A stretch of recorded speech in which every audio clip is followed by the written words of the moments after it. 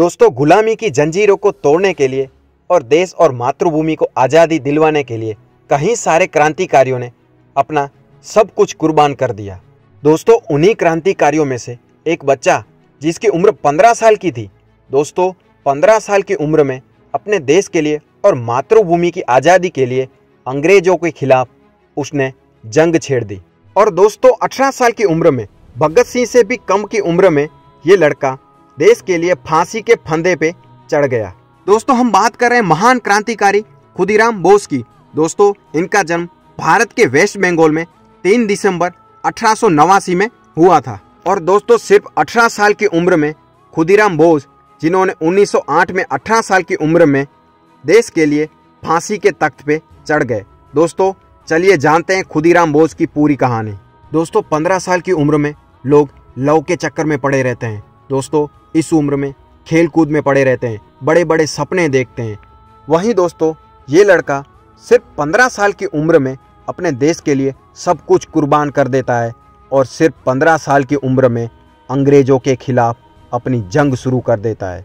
दोस्तों 15 साल की उम्र में खुदीराम बोस ने क्रांतिकारी कार्रवाई चालू कर दी। दोस्तों वेस्ट बंगाल के कई सारे आसपास के प्रदेशों में उन्होंने पर्चे बांटना शुरू कर दिए, जिन पर्चों पे वंदे मातरम लिखा हुआ करता था।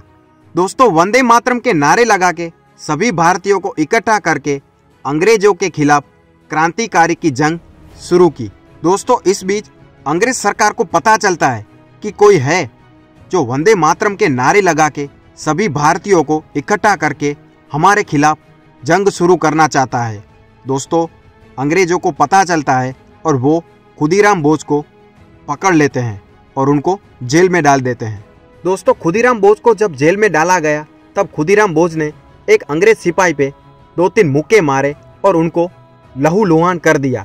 और दोस्तों इस वजह से अंग्रेज सरकार ने खुदीराम बोस पे मुकदमा चलाया। दोस्तों इसके बाद अंग्रेज सरकार के जज ने 15 साल की उम्र बहुत छोटी होती है, इसलिए खुदीराम बोस को कूड़ों की सजा दी गई। दोस्तों 15 कूड़ों की सजा खुदीराम बोस को दी गई थी।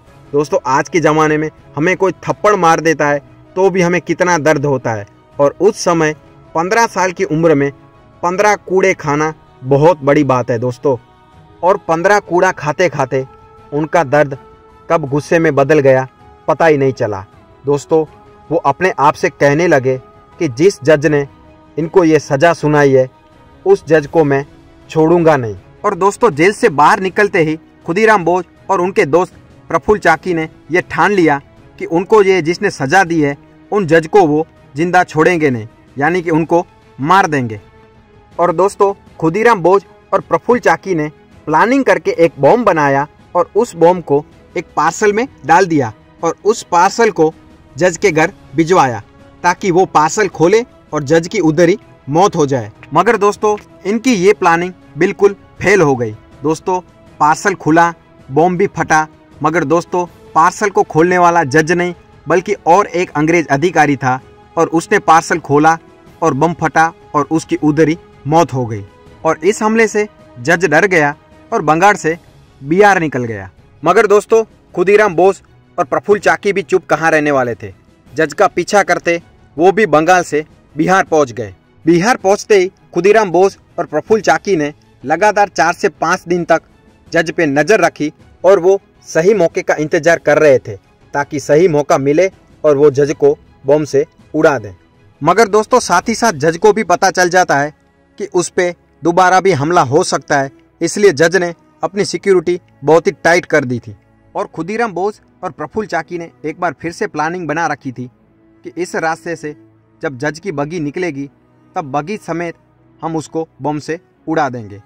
दोस्तों प्लानिंग के हिसाब से उस रास्ते से बगी निकली और प्रफुल्ल चाकी और खुदीराम बोस ने बम गिराया, बम फटा, मगर दोस्तों इस बार भी उनकी प्लानिंग फेल हुई और जज फिर से बच गया। मगर दोस्तों इस हमले में जज की बेटी और उसकी मां की मौत हो गई। दोस्तों इसके बाद अंग्रेज सरकार ने इन दोनों को पकड़ने के लिए 5000 रुपये का इनाम रखा। और दोस्तों खुदीराम बोस और प्रफुल्ल चाकी भागते भागते अलग हो जाते हैं और कई महीनों तक छुपे रहते हैं। दोस्तों कई महीनों तक छुपने के बाद खुदीराम बोस बिहार के एक रेलवे स्टेशन से अंग्रेज सिपाही के हत्थे चढ़ जाते हैं और उनको अंग्रेज सरकार पकड़ के ले जाती है और अंग्रेज सरकार खुदीराम बोस को फांसी की सजा सुनाती है। वहीं दोस्तों ये बात प्रफुल्ल चाकी को पता चलती है, तब वो सोचते हैं कि अंग्रेजों के हत्थे मरना इससे अच्छा खुद को गोली मार लेना सही है।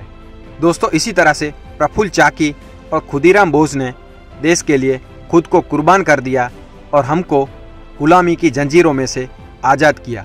दोस्तों खुदीराम बोस की ये कहानी हमें और आज की पीढ़ी को बहुत कुछ सिखाती है कि 18 साल की उम्र में देश के लिए कुछ ऐसा कर जाना बहुत ही बड़ी बात है।